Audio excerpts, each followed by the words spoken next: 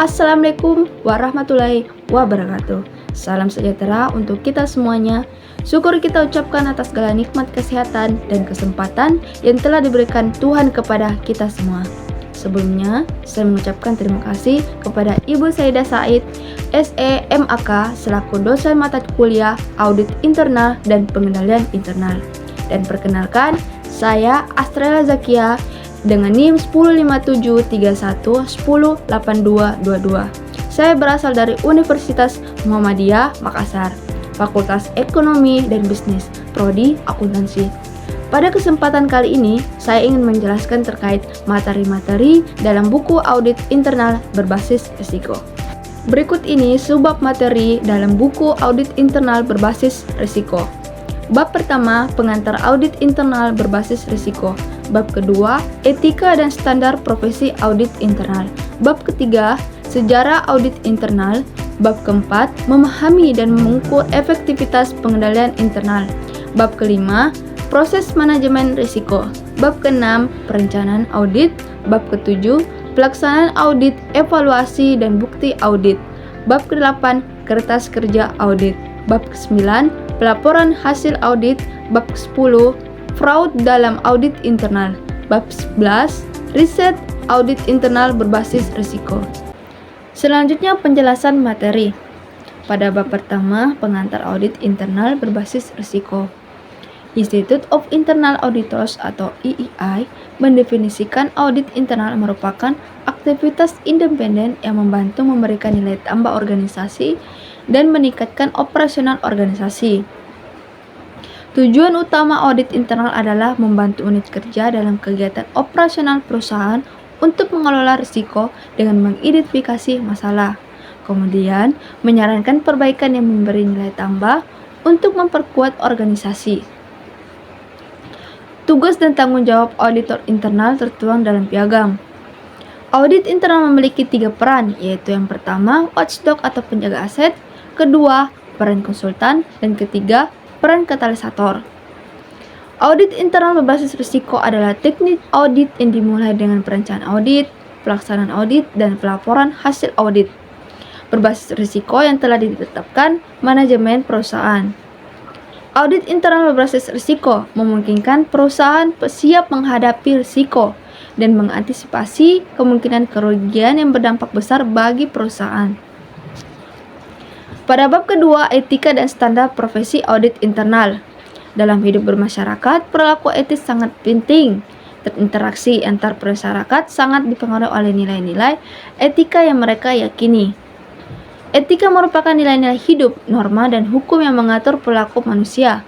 Etika di suatu bidang profesi disebut sebagai kode etik yang biasa tertulis dan bersifat formal. Profesi merupakan suatu pekerjaan atau jabatan yang mempersyaratkan pendidikan tinggi serta menuntut suatu keahlian, keterampilan, dan keilmuan tertentu. Kode etik adalah seperangkat prinsip-prinsip moral mengatur tentang perilaku profesional. Auditor memiliki standar etika atau kode etik karena memegang posisi sebagai orang yang dipercaya untuk menilai kondisi keuangan perusahaan. Setiap profesi pasti memiliki standar perilaku untuk menjaga kualitas, jasa, dan kinerja yang diberikan. Standar profesi adalah parameter atau ukuran mutu minimal untuk melakukan kegiatan layanan audit internal yang wajib dipedomani para anggota IIE. Asosiasi Auditor Internal adalah organisasi profesi yang berfungsi melakukan pembinaan dan pengembangan kompetensi profesi auditor internal, sehingga dapat memberikan layanan kepada pemangku kepentingan secara optimal. Pada bab ketiga, sejarah audit internal. Profesi auditor internal telah berkembang secara sistematik mengikuti perubahan di dunia usaha. Ilmu dan profesi audit internal sendiri telah dimulai pada 3500 sebelum Masehi. Catatan sejarah mengenai peradaban Mesopotamia menunjukkan adanya tanda-tanda kecil di samping angka-angka transaksi keuangan. Tanda seperti titik, tanda silang merupakan potret dari sistem verifikasi. Seseorang menyiapkan laporan transaksi dan orang lain memverifikasi atau memeriksa laporan tersebut. Temuan tersebut menunjukkan adanya Pengendalian internal sistem verifikasi dan konsep pembagian tugas kemungkinan telah dilakukan pada masa-masa itu. Pada abad ke-13, dimulai pencatatan keuangan melalui sistem pembukuan berpasangan atau double entry, yaitu setiap transaksi dicatat pada sisi debit dan kredit. Sistem ini memudahkan pengawasan arus kas masuk dan keluar, sehingga auditor mudah memeriksa keuangan perusahaan maupun keuangan negara. Audit internal modern mulai muncul di tahun 1941 ketika Institute of Internal Auditors atau IIA terbentuk. Sejak saat itu, auditor di internal memperluas ruang lingkup audit untuk menilai semua aspek berkaitan dengan operasional perusahaan, dan profesi auditor internal menjadi setara dengan auditor eksternal. Pada bab keempat, memahami dan mengukur efektivitas pengendalian internal. Committee of Scoring Organization of the Treatway Commission atau COSO mendefinisikan sistem pengendalian internal sebagai proses yang melibatkan dewan komisaris, manajemen, dan personel lain. Dirancang untuk memberikan keyakinan memadai tentang pencapaian 3 tujuan, yaitu efektivitas dan efisiensi operasi, keandalan pelaporan keuangan, dan kepatuhan terhadap hukum atau peraturan yang berlaku. Proses pengendalian internal mencakup keseluruhan operasional perusahaan. Pengendalian internal berfungsi meminimalkan uang penyalahgunaan kecurangan dan mengawasi jalannya kegiatan perusahaan. Kehadiran sistem pengendalian internal atau SPI bertujuan untuk menjamin praktik bisnis perusahaan telah berjalan dengan baik sesuai standar dan sistem pengendalian internal serta proses manajemen risiko. Audit internal berbasis risiko ialah pendekatan audit yang membantu manajemen dalam menilai proses identifikasi risiko organisasi dan strategi antisipasi manajemen atas risiko. Manajemen perusahaan di semua tingkatan harus berusaha mengidentifikasi setiap risiko yang mungkin berdampak pada keberhasilan perusahaan, mulai dari risiko kecil di unit bisnis hingga risiko lebih besar yang berdampak pada keseluruhan bisnis. Ini membutuhkan pendekatan pemahaman dan pengetahuan spesifik untuk melihat potensi risiko di setiap area produksi dan mengidentifikasi area risiko yang secara signifikan dapat memengaruhi setiap operasi setiap periode waktu. Pada bab kelima, proses manajemen risiko. Pengelolaan risiko di dalam perusahaan menjadi salah satu faktor pentingnya yang harus ditinjau sebelum melakukan audit internal berbasis risiko. Pengelolaan risiko bersifat berulang dan berkelanjutan, yang kemudian membantu entitas bisnis menetapkan strategi, mencapai tujuan, membuat keputusan, dan meningkatkan nilai perusahaan. Tahapan-tahapan dari kegiatan manajemen risiko dalam perusahaan dimulai dari beberapa seperti berikut. 1. Penempatan lingkungan, konteks, kriteria sebagai upaya mengidentifikasi, mengungkapkan sasaran perusahaan yang hendak dicapai. 2. Proses penilaian risiko, yaitu proses manajemen risiko yang meliputi identifikasi risiko, analisis, dan evaluasi risiko. 3. Perlakuan risiko adalah bagaimana perusahaan meminimalkan timbulnya kerugian akibat adanya ketidakpastian di masa depan. Manajemen risiko ditunjukkan dengan kemampuan dalam menanggulangi suatu ketidakpastian sesuai dengan metode pelaksanaan aktivitas suatu organisasi atau perusahaan di masa lalu, masa kini, dan masa depan. Perusahaan dalam penanganan risiko dapat memilih alternatif berikut ini. Pertama, risk avoidance, yaitu memutuskan tidak melakukan aktivitas yang mengandung risiko sama sekali.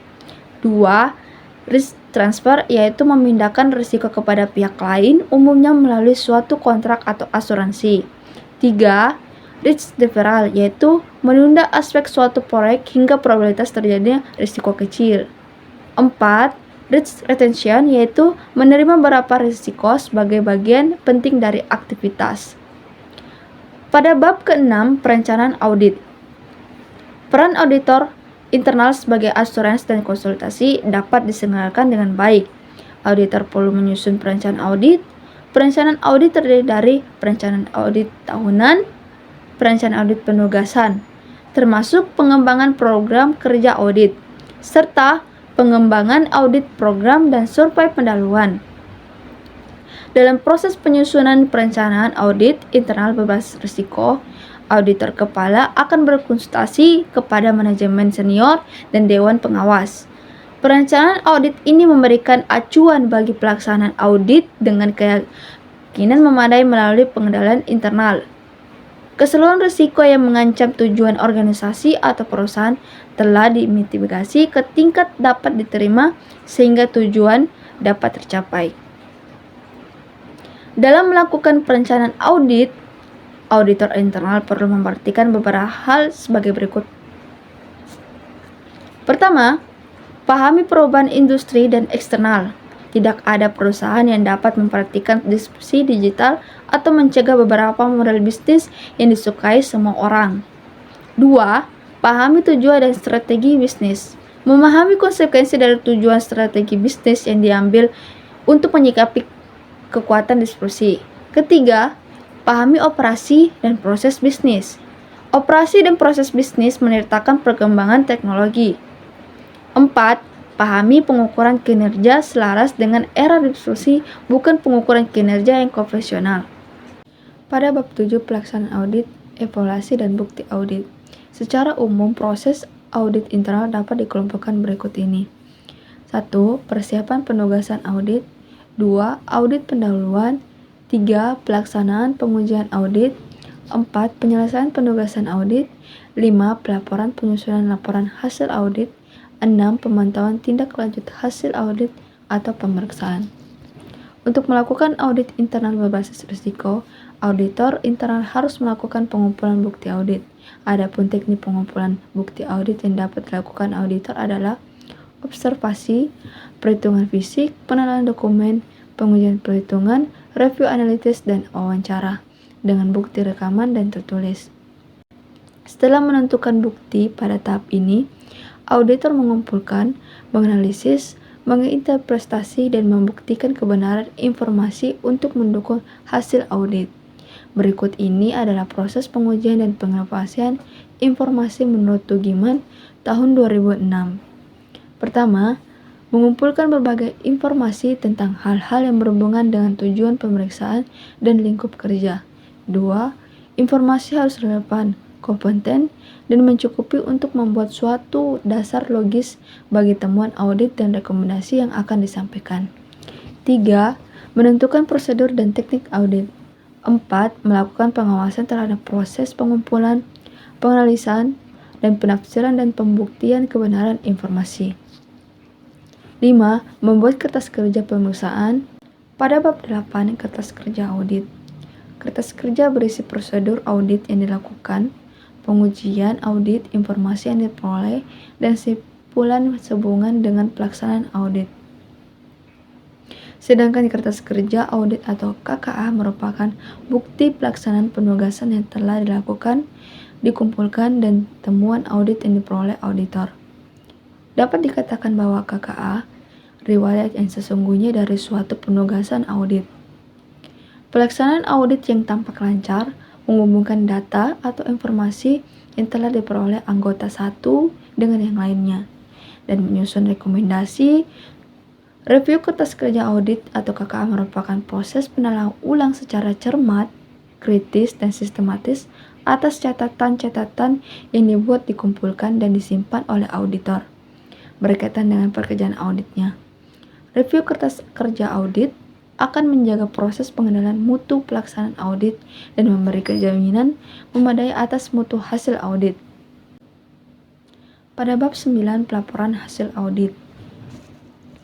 Audit internal dapat dikatakan selesai jika laporan hasil audit internal telah disampaikan kepada pihak-pihak berkepentingan seperti manajer, jajaran direksi, dan komite audit. Laporan audit internal merupakan sebuah instrumen kuat menunjukkan profesionalitas auditor internal dalam melakukan tugasnya. Segala sesuatu yang dilaporkan harus berdasarkan pada bukti yang memadai dan sesuai dengan ketentuan. Dengan begitu, laporan audit internal dapat menjadi arahan untuk pengambilan keputusan oleh manajemen. Sistematika penulisan laporan hasil audit terdiri atas bagian pengantar, bagian pokok, bagian penutup, dan laporan hasil audit, merangkum temuan audit internal dan rekomendasi yang membutuhkan respon manajemen formal. Auditor dapat menggunakan laporan ini sebagai media komunikasi lebih lanjut untuk lebih memahami kebutuhan manajemen. Komunikasi terbaik adalah komunikasi dua arah yang memungkinkan auditor untuk menyampaikan informasi dengan lebih meyakinkan. Pada bab 10, fraud dalam audit internal. Fraud atau kecurangan biasanya terjadi pada perusahaan skala besar, baik pemerintahan maupun swasta, sehingga kerugian atas terjadinya fraud sangat besar jumlahnya. Fraud mencakup 3 langkah, yaitu tindakan, penyembunyian, dan konversi. Berikut ini adalah 2 jenis fraud. Fraud internal merupakan tindakan tidak legal yang dilakukan karyawan, manajer, atau eksekutif terhadap organisasi tempatnya bekerja. Sementara fraud eksternal merupakan tindakan kecurangan yang dilakukan pihak luar perusahaan atau organisasi. Suatu tindakan dikatakan sebagai fraud jika terdapat unsur kesengajaan dan adanya pihak yang dirugikan. Audit internal berperan dalam peningkatan pengendalian internal dan kinerja serta pencegahan fraud atau kecurangan di suatu perusahaan atau organisasi. Audit internal tidak menjamin suatu perusahaan atau organisasi terbebas dari fraud. Namun, kegiatan audit internal dapat mendeteksi adanya fraud, kemudian merumuskan rekomendasi untuk memperbaiki kelalaian agar fraud tidak kembali terjadi atau meminimalisir dampaknya. Pada bab 11, riset audit internal berbasis risiko. Audit internal merupakan mekanisme kontrol yang tidak dapat dilepaskan untuk menuju ke arah good governance. Auditor internal modern lebih menekankan pada suatu nilai tambah pada semua hal berkaitan dengan risiko, tata kelola, dan pengendalian. Kumaat tahun 2011. Penelitian terkait audit internal meningkat sejak diberlakukan peraturan Otoritas Jasa Keuangan atau OJK tentang kewajiban pembentukan unit audit internal. Hasil analisis menunjukkan topik penelitian audit internal di Indonesia secara umum membahas tentang peran audit internal pada peningkatan pengendalian internal, tata kelola perusahaan, efektivitas manajemen risiko, mendeteksi manajemen laba, pencegahan praktik akunting fraud, dan peningkatan kualitas laporan keuangan. Pendekatan penelitian untuk riset audit internal melakukan dengan pendekatan penelitian kuantitatif dan penelitian kualitatif. Penelitian kuantitatif adalah penelitian yang melibatkan teori, desain, hipotesis, dan menentukan subjek. Penelitian kuantitatif didukung dengan pengumpulan data, pemeriksaan data, menganalisis data sebelum dilakukan penulisan kesimpulan. Penelitian kualitatif adalah penelitian yang digunakan untuk meneliti pada kondisi objek alamiah. Tujuan penelitian kualitatif adalah menjelaskan suatu fenomena dengan sedalam-dalamnya melalui pengumpulan data sedetail-detailnya. Pada penelitian kualitatif, semakin mendalam, teliti, dan tergali suatu data, maka bisa diartikan sebagai bahwa semakin baik kualitas penelitian tersebut. Baiklah, itulah penjelasan dari saya terkait materi dalam buku audit internal berbasis risiko. Semoga apa yang saya jelaskan dapat bermanfaat bagi semua orang. Wabillahi taufiq hidayah. Wassalamualaikum warahmatullahi wabarakatuh.